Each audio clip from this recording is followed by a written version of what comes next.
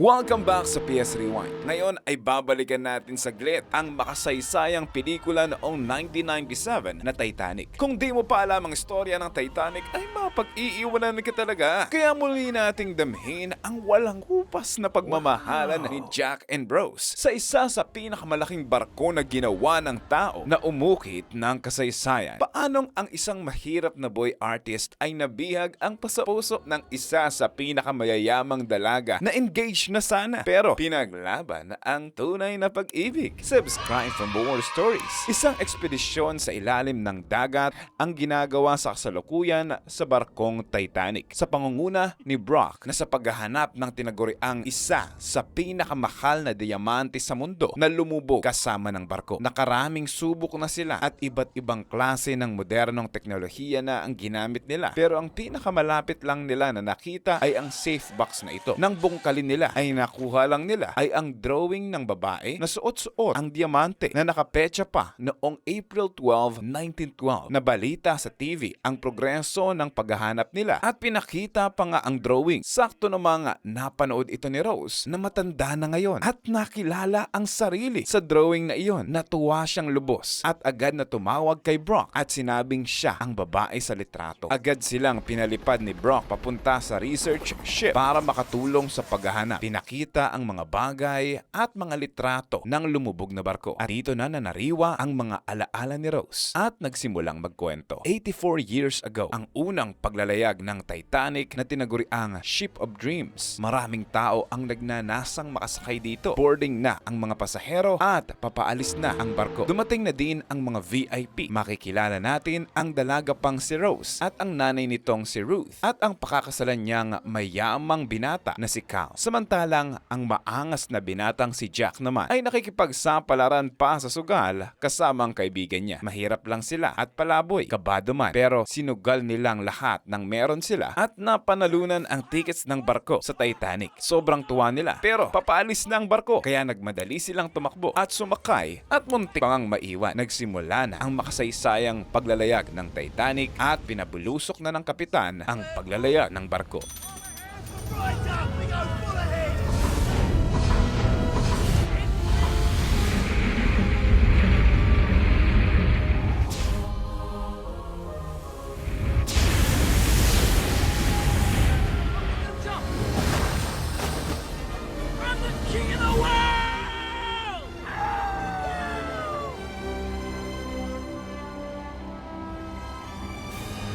Nasa VIP deck sila Rose at isinasaayos na ang mga painting collection niya ng mga taong nakahubad. Samantalang sa pangmahirap na palapag lang sila Jack. Kahalubilo pa nila Rose sa pagkainan ang pinakamayayaman at ang may-ari mismo ng barko. Pero tila hindi masaya si Rose na makipagplastikan sa mayayaman ni sa pilit na kasalan para lang makaahon sila pinansyal kaya lumabas siya saglit. Magkalayong mundo man ay pinagpo sa barkong Titanic. Minsang nagdodrawing si Jack sa labas ay nasaktuhan niya ang paglabas ni Rose at nahumaling agad ang puso-puso ni Bugoy. Kinagabihan, walang katapusang party, kalayawan, plastikan, punong-puno na si Rose sa ganitong buhay. Pakiramdam niya'y waring isang ibon siyang nakakalagan na gustong sumigaw ng ubod ng lakas at makatakas sa sitwasyong ito. Di malaman ang gagawin ay tumakbo papalabas ng luwaan at tumungo sa pinakadulo ng barko. Sakto namang nandun din si Jack at nagyoyosi. Nakita nitong balak magpatihulog ni Inday sa dagat. Agad siyang umentra. Huwag mong gagawin yan. Sayang ng ganda mo. Huwag kang makialam.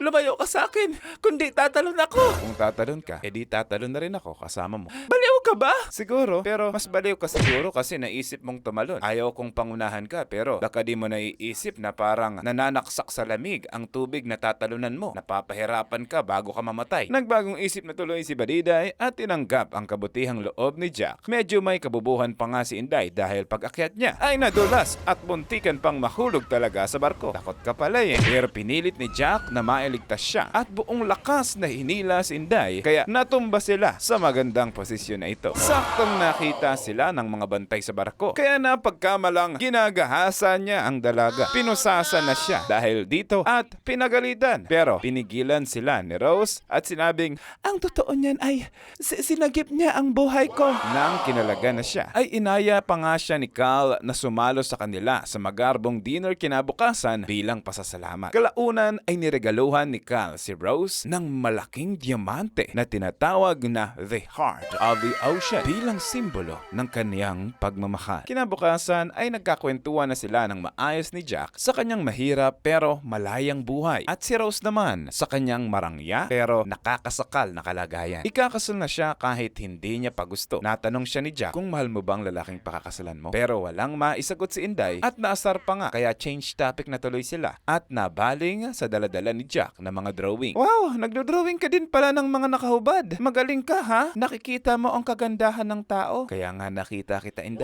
Simpleng tirada ni Bugoy. Tinuruan niya pa nga ng iba't ibang bagay si Rose. At tuwang-tuwa naman ito dahil gusto niya ring maglakbay sa maraming lugar tulad ni Jack. Nasaktuhan pa nga sila ng mga Marites mothers na dumudura. Kaya napagalitan pa si Rose. Samantalang ang may-ari naman ng barko ay gusto pang magpa-impress sa press at kinausap ang kapitan. Alam na natin na pinakamalaking barko ang Titanic. Gusto ko, siya din ang pinakamabilis. Kaya sagarin mo pa at paganahin ang mga natitirang makina. Labag man sa kagustuhan ng kapitan dahil ikakasama na ito ng barko. Pero sumunod na lang siya. Kinagabihan, nakasama na si Jack sa dinner at sinubukan pa nga siyang ipahiya ni Ruth dahil ayaw nitong malapit man lang si Jack sa anak niya. Pero magaling sumagot si Jack. Kamusta naman ang lugar niyo sa pinakababa, Mr. Dawson? Isa sa mga pinakamaganda sa nakita ko, ma'am. Wala akong makitang daga. Nagtawanan sila at humanga naman ang iba sa kumpiyansa ang pinakita ni Jack. Pero hindi pa dito tapos. Tinanong pa siya ulit kung saan siya nakatira at ano ang trabaho niya. Ang kasalukuyan kong address ngayon ay ang Titanic. Pero kada lugar na mapupuntahan ko ay dumidiskarte ako ng hanap buhay. Para sa akin, ganun ang masayang paglalayag sa buhay na di mo alam kung ano ang dadating sa'yo at haharapin mo. Minsan ay natutulog lang ako sa ilalim ng tulay. Isang araw, kasalo ko na ang pinakamayayamang tao tulad niyo. Nabubuhay at natututo na pahalagan ang bawat araw at bawat segundo na dumadating sa'yo. Humanga ang marami sa mga sinabi niya at nataus pa nga. Pero medyo napahiya naman si Ruth at Cal. Natapos na ang dinner at tuloy na sa inuman ang mga lalaki at chismisa naman ang mga babae. Kailangan na ding bumalik ni Jack. May iniwan siyang papel kay Rose na nagsasabing magkita tayo sa may orasan at pinarana sa kanya ang totoong party na ngayon lang naranasan ni Rose ang totoong saya. Sumayaw ng malaya at walang paki sa iisipin ng sino man sa paligid. Lumalalim na ang gabi at lalo ding lumalalim ang nararamdaman nila sa isa't isa. Kaya kinabukasan nang malaman ito ng mapapangasawa niya ay nagalit ito. Ganon din ang nanay na ayaw mapahiya sa mga amiga niya dahil wala na silang pera at umaasa na lang sa pera ni Cal. Kaya kailangan talaga ni Rose na makasal kay Cal para sa ikabubuti ng lahat. Kaya kailangan niyang isa-isang tabi ang sarili niyang nararamdaman. Lalong pinagbabawalan sila at nilalayo sila sa isa't isa. Pero lalo ding nag-aalab ang umaatikabong damdamin ng dalawa. Kaya minsan ay simpleng nakalusot si Jack at umamin na sa nararamdaman niya para kay Rose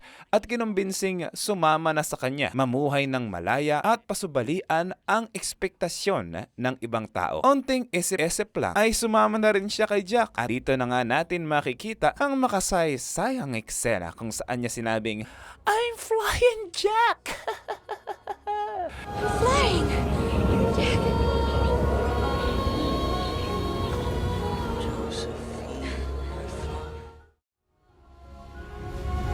Saka naglaplapan sa nguso ng barko. Inaya siya sa kwarto niya, pinakita ang diamante at sinabing, I-drawing mo ako, Jack, nang nakahubad na ito lang ang suot ko. Sino ba naman ang tatanggi sa triple jackpot? Kaya yun na nga mga kaibigan, binukadkad na. Bumikaka na si Baliday at binalangga ang pinakatatago ng nanay.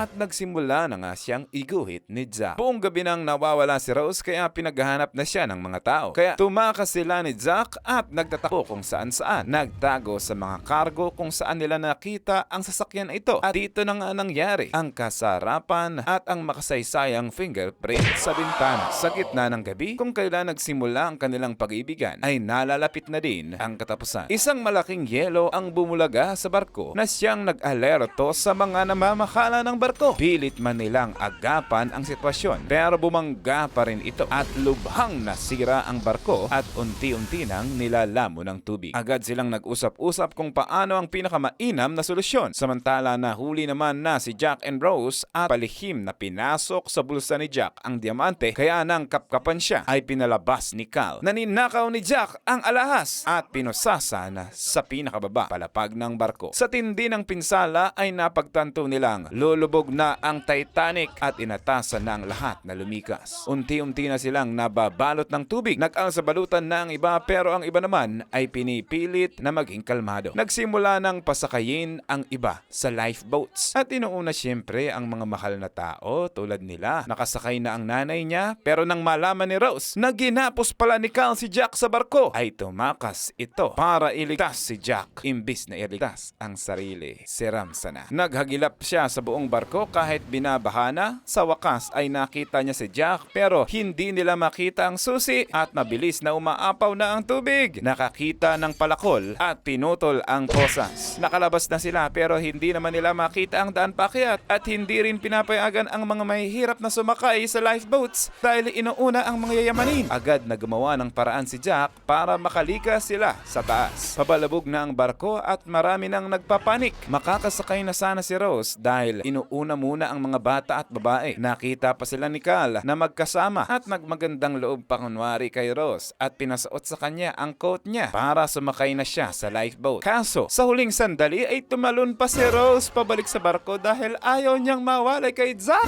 Agad na tumakbo si Jack para maglaplapan sila. Why did you do that? Why?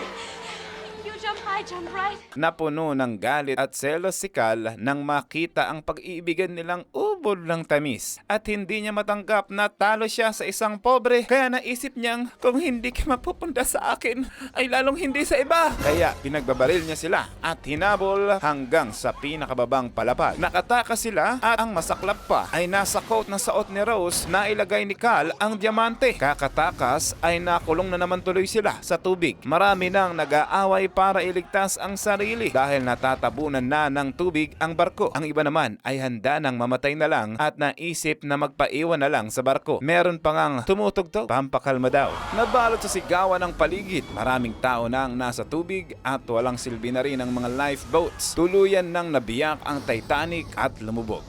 We're gonna make it, Rose! Now!